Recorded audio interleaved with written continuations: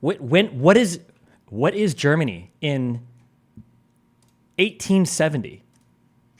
I don't know how big. I don't know anything of this. Holy, I thought I could like write some stuff down and make a little bit of progress yesterday. What the fuck am I looking at?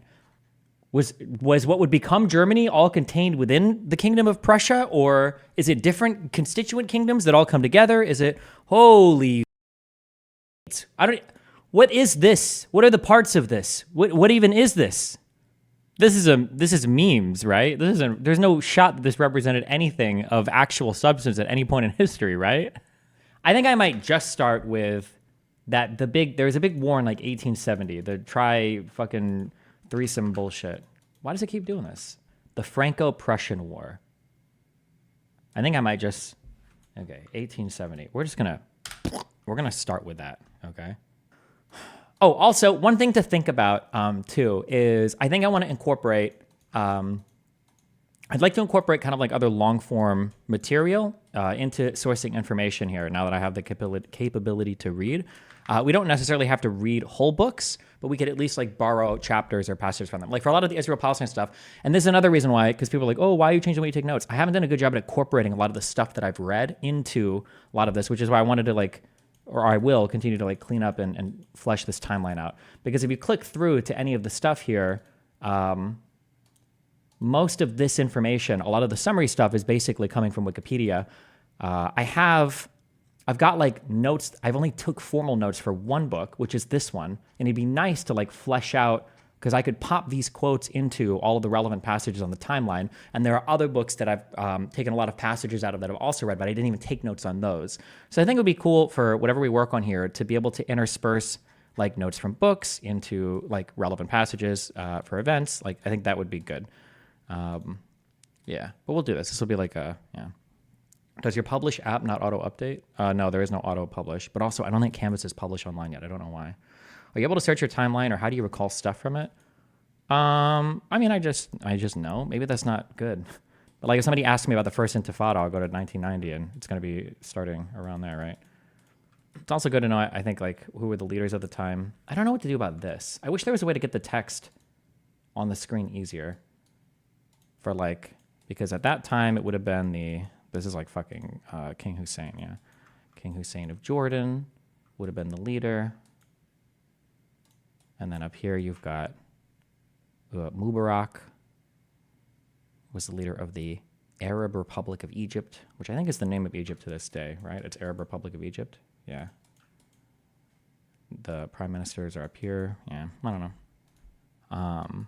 Yeah. Oh, yeah. So then my question was going to be, I really, truly do prefer starting with Wikipedia. A question that I would ask is there like a definitive good book that covers this war? But I feel like internet resources are more open to people fighting about them. I'm so scared about starting with a biased book and not realizing it. What information would you need from a book about the war? So right now, there's a phenomenon online. JJ and I talked about this a little bit. This is something I've been aware of for a long time. I don't think I talk about this much. The internet used to be like, if this is the knowledge of the internet, it came from like all these different kinds of places. Like if these threads are the knowledge of the internet, it kind of like, there's a lot of different websites that people pull from. And then I would say that like this stuff here is kind of like, maybe you could call this like search engines. You'd be on Ask Jeeves, you'd be on Lycos, you'd be on Yahoo. Search was a huge one. Google was in the beginning, it was growing. Like this is kind of all of your information on the internet. There's been like a weird, uncomfortable thing that's happened. I'm not going to say it's bad necessarily, although it almost is. But right now, what you've essentially got is you've kind of got maybe news articles and maybe some books and maybe some documentaries. You've got Wikipedia. Then you've got podcasts. You've got Reddit. And then you've got blogs, okay? And all of them pull from Wikipedia. And then what happens is when you're searching on your search engines for information, you're pulling from like, you're either going to, you're going to blogs, you're going to podcasts, you're going to YouTube videos, whatever. But at the end of the day, all of the information is coming essentially from Wikipedia. It's filtered from here.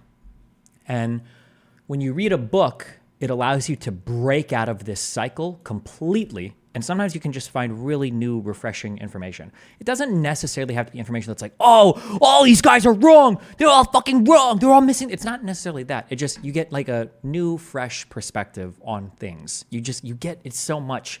One thing that I've noticed in all my note taking is that like the act of writing stuff and choosing what to include and what not to include, like it fleshes out and flavors things in important ways.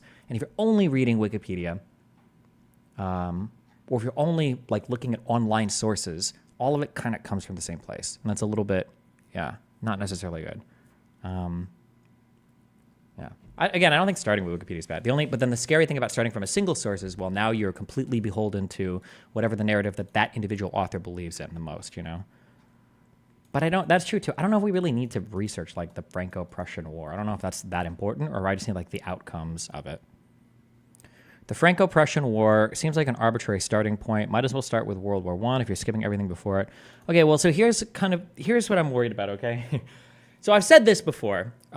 You've heard me say this. You've heard me say what I'm about to say too. Meta. I've said before that the reason why I could do like math and physics really well in school is because it all built off each other, right? You can't do Calc 2 without Calc 1. You can't do Calc 1 without, I don't know, what's the word? Trigonometry and fucking pre-calc. How about that? I mean, pre-calc is just what, like trig and geometry and advanced algebra or some bullshit, right? It all builds off each other, so it flows logically, okay? However, I think history does too. So for instance, like if I'm looking today at the war in Gaza, right? If I'm looking today at the war in Gaza, I feel like knowing a little bit about the Great March of Return in 2018 informs that a little bit. I feel like knowing about like the Second Intifada from 2000 to 2004 makes me understand why Israeli governments have gone to the right. I feel like knowing about the failures of the Camp David and the Taba Summit make me understand where the Second Intifada comes from. I feel like knowing about the failures of the Oslo Accord makes me understand where the failures of the Taba Summit come from. I feel like knowing about the First Intifada makes me understand where the Oslo Accord, right? And I feel like it all builds off of each other such that if I wanted to stake out a strong position, like if I want to stake out really strong positions about how I feel about like the failures at the Taba Summit, I feel like I need to know a little bit about like 1948 and what happened in that War of Independence. Like I feel like it's all kind of connected. So like if I want to learn a lot about World War II, I feel like it'd be really silly to start at World War II. I feel like I would have to do World War I. And then if I'm going to do World War I, I feel like I need at least the conditions leading up to World War I. And I'm probably going to have to look through the perspective of individual countries. So Germany is obviously a good place to start. And then it's just a matter of like, well, what's a good starting point for Germany? Maybe it is World War I or like a little bit before World War I. I think I will start here. I just need like the cliff notes of like this war. I don't need like every fucking thing, but like knowing what comes after and everything, I think it's good. Yeah, I think that's a good starting point. Do you also look for primary sources? No, I don't speak any of these fucking languages. Jesus Christ. Book list, World War I. The Lead-Up and Causes. The War That Ended Peace. How Europe Abandoned Peace for the First World War by Margaret Macmillan. A great starting point for anyone curious in the origins of the First World War as a consequence of the decisions made in the various halls of power across Europe in the summer of 1914. Margaret Macmillan is one of the best historians alive right now. One of the best historians alive. 4.5 stars on Amazon. You sure about that, Chief? I can't do a timeline on like history of Europe, like general history of Europe, right? I mean, I guess I kind of could, huh?